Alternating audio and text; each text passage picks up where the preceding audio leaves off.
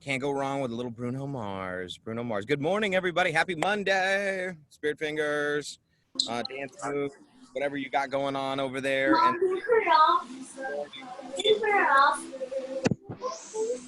And so I got my coffee here, and I got my campground, and we got Squirrel over there. He's just chilling.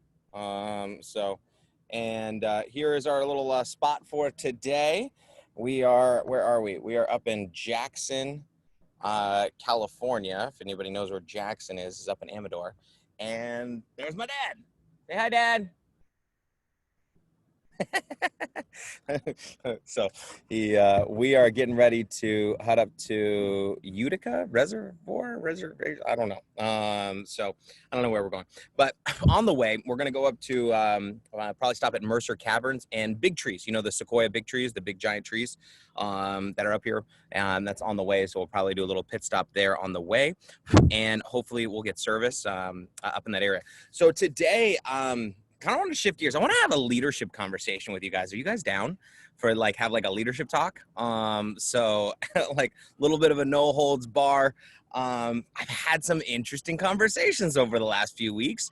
And it's been really fascinating to see. And it's really made me kind of evaluate my leadership and evaluate some of the things that I've been doing, or some of the things that I maybe have been missing, or some of the things that I thought were that people knew that maybe they didn't. And some of it is just educating your expectations when it steps into building a leader. I don't know about you. How many of you guys would like to have a team of over 1,000 people in your secret business? Show of hands, give it to me, right? How many guys would like to have a team of 10,000? Now, I remember thinking about this and being like, when I first started network marketing, like having a team of 10 seemed like a lot. 100 was like, what? Oh, 100 people, right?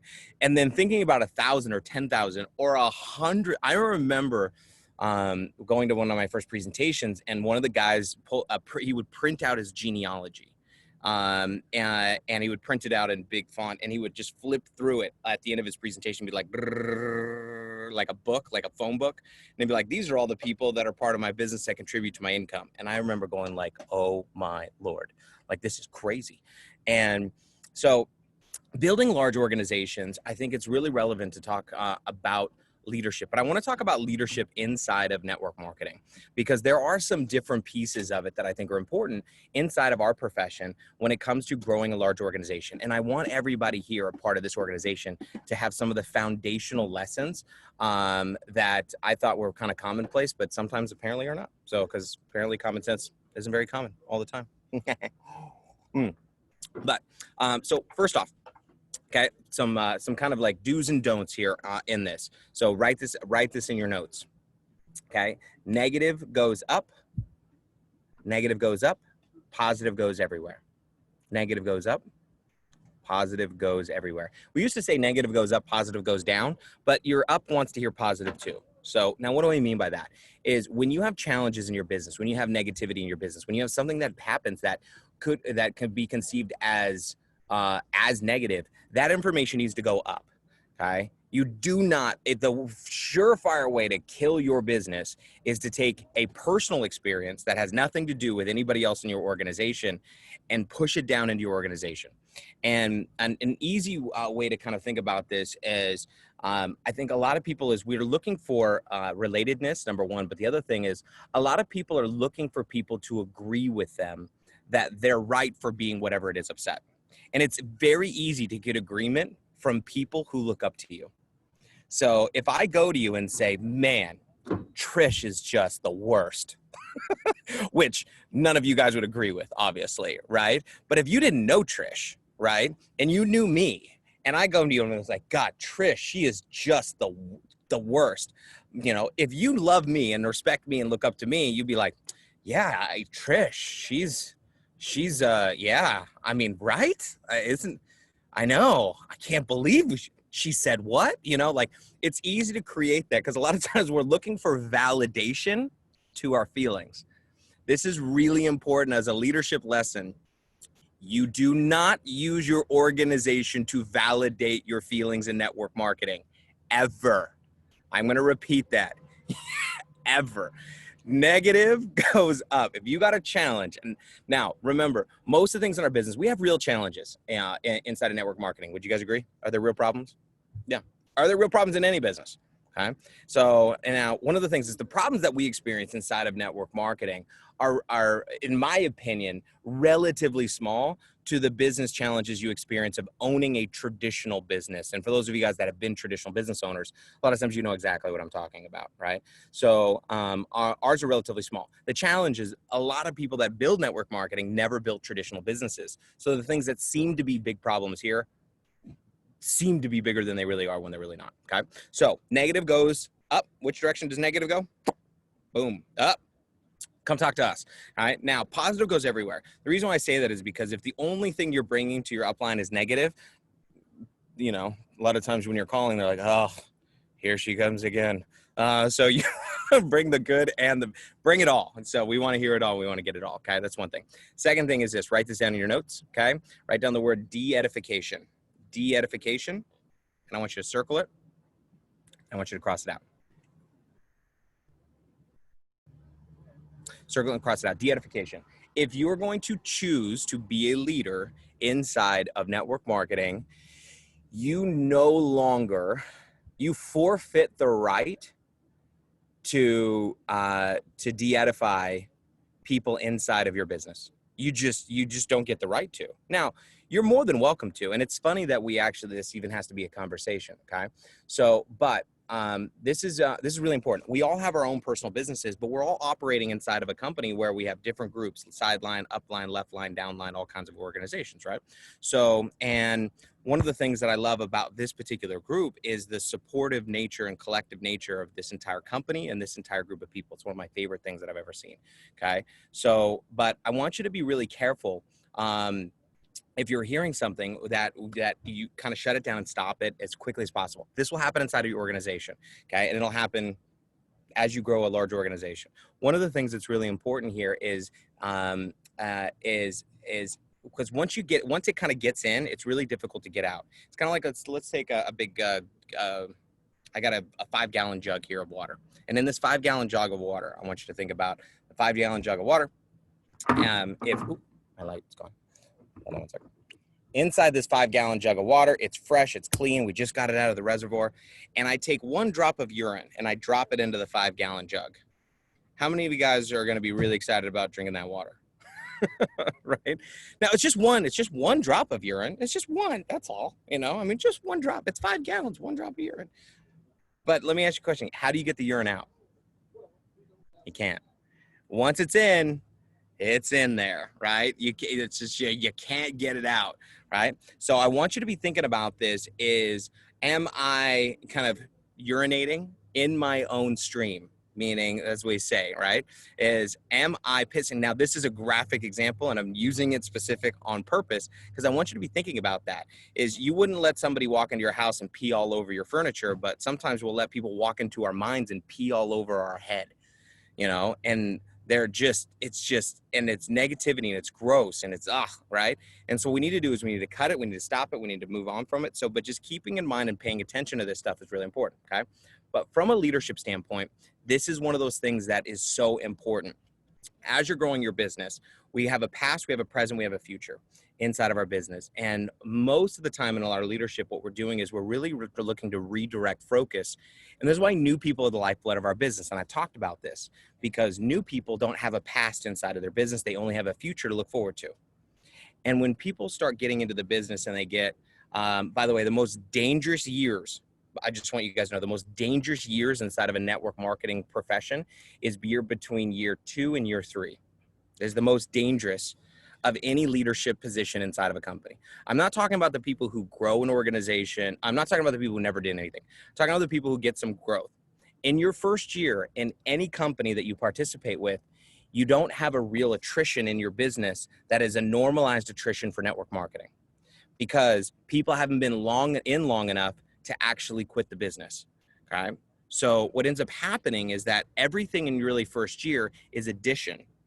Okay. Then what ends up happening is that over a period of time, are there people that over a period of time are going to stop building the business for whatever reason? Everyone go like this. Yes, Jesse, you are correct. Okay. All right. Which means that in order to maintain the same level of business that you have to replace your attrition in order to maintain. Okay. So if you want to maintain at a specific income or rank, okay. Now, over a period of a mature business in network marketing is a business that's 10 years plus, which means I don't even believe that my business in Seacret is a mature business yet because I've been here 9 years. Okay. So a mature business is a 10-year business that you can really evaluate the longevity of the customer purchases, not the distributor purchases, the customer purchases for a long-term business. The reason why year 2 and 3 are usually one of the biggest things is because in the very beginning, what we focus on is focusing on A activity, sponsoring, recruiting. We focus on game plans. We focus on development. And then when people hit a mid-level rank inside of a company, somewhere around 2,000 to 3,000, what ends up happening a lot of times is people start believing their own edification.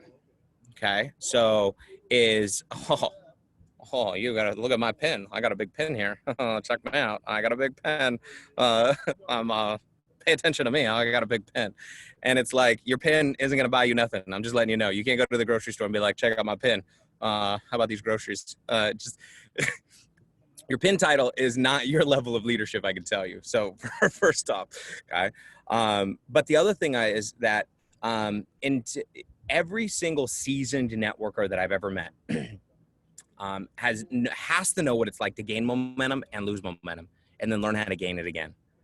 A seasoned networker, these are things that you're going to experience over the course of your career. Some of you have already experienced them, but what I want you guys to understand is that you're not, it's almost unavoidable, like the seasons of life, you know, summer, winter, spring, fall, like you're going to get them all.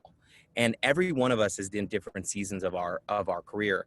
But when it comes to building, the reason why I said year 2 and year 3, between year 2 and year 3 is, year 1 is pretty much just addition because no one's been in long enough to evaluate. At the end of year 2 is what happens is people really move from activity mode to management mode. Okay. Management mode. And management mode is when you've stopped doing the things that created the success in the first place. And we start managing our team as if they are needing to do what we are no longer doing. We're telling them about the things we've done instead of an example of the things that we're doing. Okay. Now, does that mean you always have to be in A activity mode? And the answer is yes, if you want to be increasing based on your efforts. Okay. Now, if you get to $500,000 a year in income and you want to step off the elevator, by all means, just know in network marketing, and these are real numbers, this is a real leadership conversation, guys, right? When you decide to kind of step off the elevator and kind of semi-retire inside of your network marketing career, you can expect your income to go down to about a third to about a half of what it was when you were fully A activity engaged in your business, okay? So if you want to make $100,000 a year passive residual income, you don't have to think about it. It comes in like clockwork. You need to get your business to about 200 grand before you completely check out. Like if you want to get into your van and travel around and not even take a phone call, not do a phone call, not do a training, not develop anybody, that's really what you're looking to do. Just heads up, okay?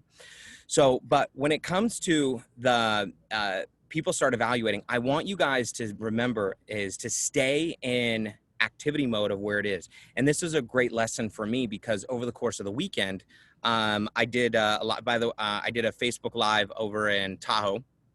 And I did a post, and I have had, I don't even know. Trish, do you know, or Ruth, do you know how many people have requested to join SMP over the course of the weekend? Probably 7. Well, from you specifically, probably at least 70. Yeah, so at least 70 people that I now have that are in play in prospect of this group.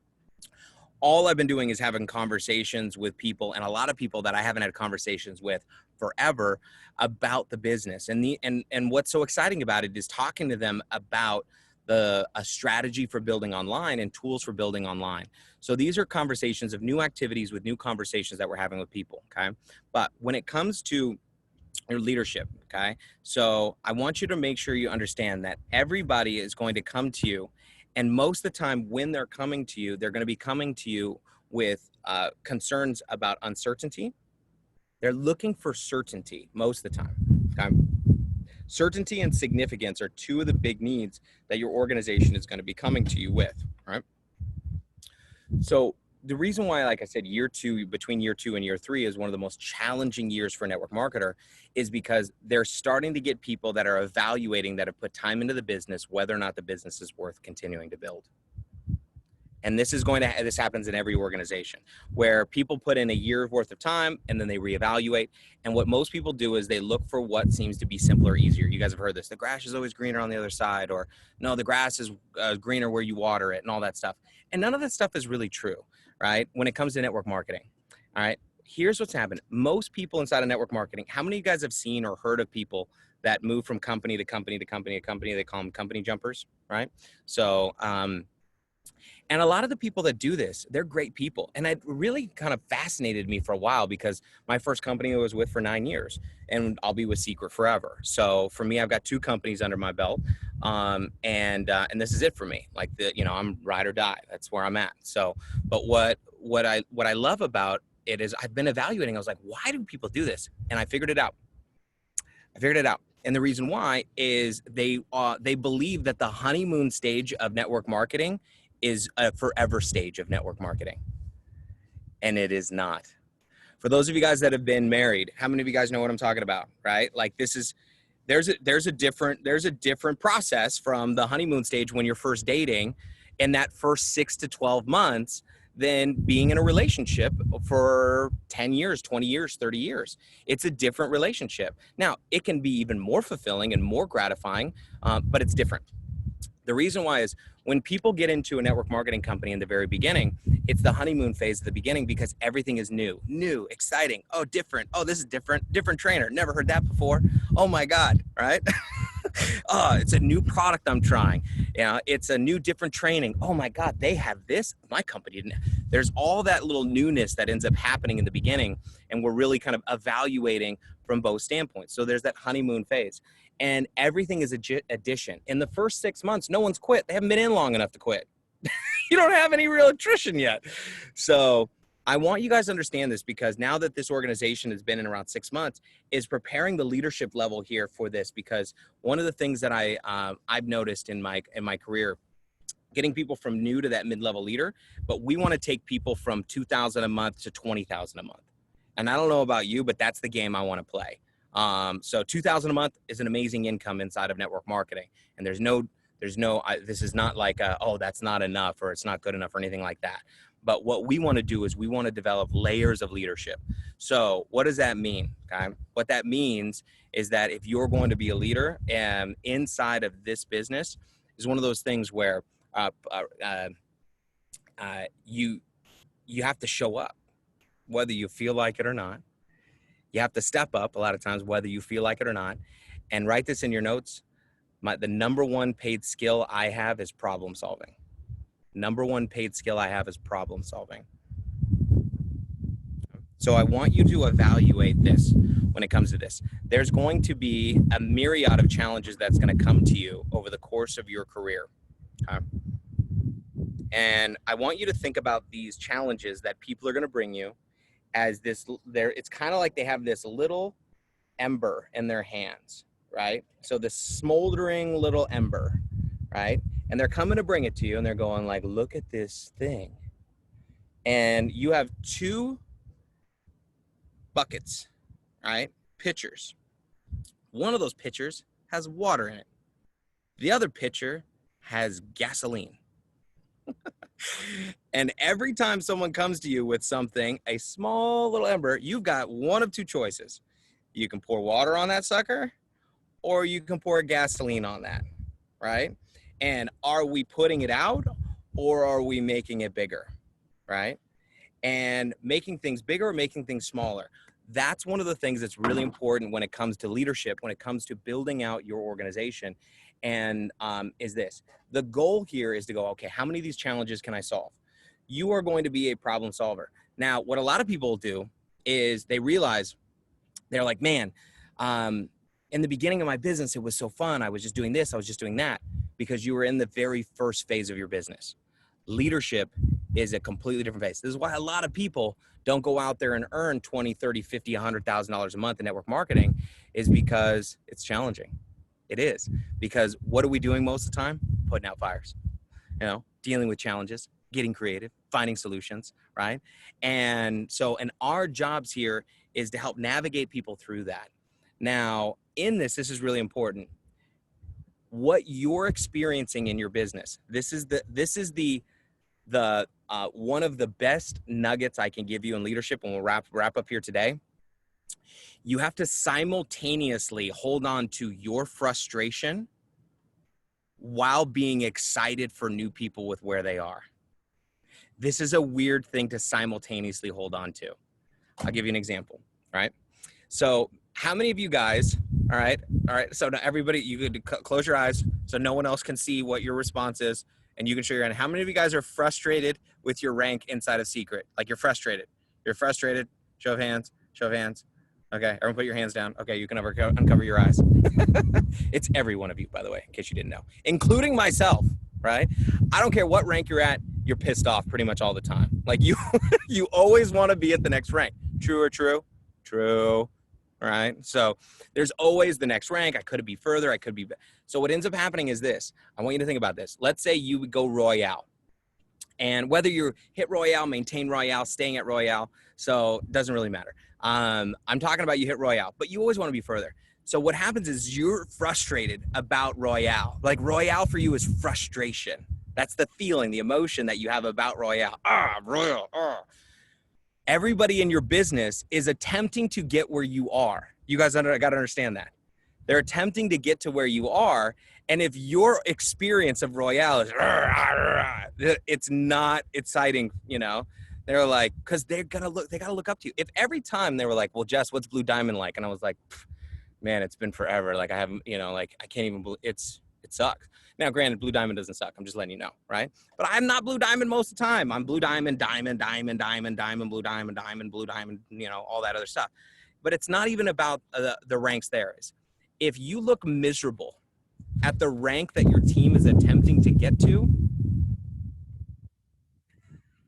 it's not very inspiring. So they got now I get you you're frustrated. Okay. And you always want to move up because you're achievers. I get it. Right. So, but they need to see that. They need to see the excitement. Your team needs to be from where they are. And they're like, well, they don't know what it's like when they get here. They'll figure it out when they get there. Right. If you're in high school, I'm not trying to teach a second grader what's going to happen when they get into high school. It's just, let them go through their process. Let them grow through their growth. Let them go through their development and help people develop through their process, okay? So you have to simultaneously hold on to the frustrations of where you are in your business. And I also want you to understand that everybody in their business is not going to experience the same things that you're going to experience. They're just not. Everybody's going to have their own path and their own example. Now, I want you to write this down in your notes. There are two things you have to be very careful of inside of your network marketing career: rank entitlement and rank depression. Rank entitlement and rank depression. This is really important. Okay? Write this down in your notes. I am not my rank. You're not. You're not.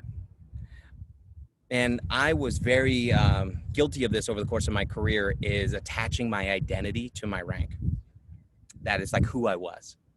And then the challenge with doing that is, instead of an achievement that I've hit or something that I've been able to accomplish, something I'm able to learn and talk about and teach about, when you attach your identity to your rank, and a lot of times what happens is when you're growing and you have ups and you have downs, or people leave, because sometimes people will leave the business and it's not of your making.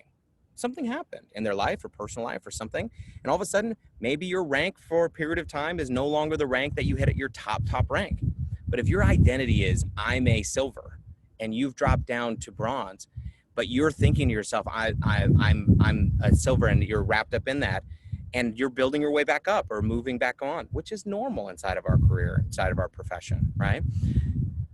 But a lot of times what happens is people slip into kind of this depression about, oh man, I'm not where I once was. And now the goal setting process is even difficult for them because they're like, setting a goal to get back to a rank that I've hit before doesn't seem to be exciting because they're identifying at a different rank. So I want you to be really careful of this, of how you're responding and reacting to this ebb and flow inside of the business of rank entitlement. I'm not worried about rank entitlement so much inside of this group. Just because of the personality of the people inside of this group and the style. But I am worried about people that experience this type of rank depression of hitting a rank and maybe not maintaining it for a period of time. And then what does that mean? And here's what it means. It doesn't mean anything. So it doesn't mean you're a bad leader, because that's what I made it mean. I remember my first year, I hit a top position, and then after a year, I missed my qualification, and then I made it mean everything. I'm not good enough to do this. I'm not really good enough to lead. I can't even believe, what, and I was embarrassed to do my testimonial in front of the room now because I wasn't qualified at this rank because I couldn't get into this specific training. And instead of just allowing it to go, okay, I had a low 4 weeks. That's what happened. What happened was in the last 4 weeks, I had a low 4 weeks, but that's all it meant. And my business and my career and my income and what I'm doing is not based off of 4 weeks of production. Because then all I'm focusing on is I'm focusing on where things should have been instead of where I'm going. Again, past, present, future thoughts, okay? So rank entitlement, rank depression, kind of pay attention to this stuff. And what you'll notice is that a lot of people that are experiencing rank depression, what they'll do is they'll hide because they feel like they're embarrassed, they're letting you down, or they haven't done enough, or man, all that different stuff. Because I just got off the conversation with a guy inside of my business this morning who was experiencing this. And I had no idea that he was really going through it. And so to the point where he's like, man, I love Seacret, I love these products, but I just don't know if I can do this. And that was the experience. And most of that was based off of a title or a recognition piece, okay? So who are you? Who are you is who you're becoming and where we're going and who you're leading, okay? So, and every single one of you, I don't want you to lose sight of where you're gonna be in 5 years from now based upon what's happened in your business in the last 4 weeks, okay? So keep in mind where we're going. Now, that being said, we need to, at the same time, lead a group of people from where they are as they're growing up inside of our business. But as people grow up in our business, I want you to think about this. You don't feed steak to babies, right? Because their systems can't handle it yet. It's a little bit too much, right? You can't bring a kid home, like an infant home from the hospital and be like, food's in the fridge, good luck, see you later, right? It's not gonna work very well. So when we have new people that are coming into our business, from a leadership standpoint, what we want to be doing is we want to be nurturing and growing them with where they are.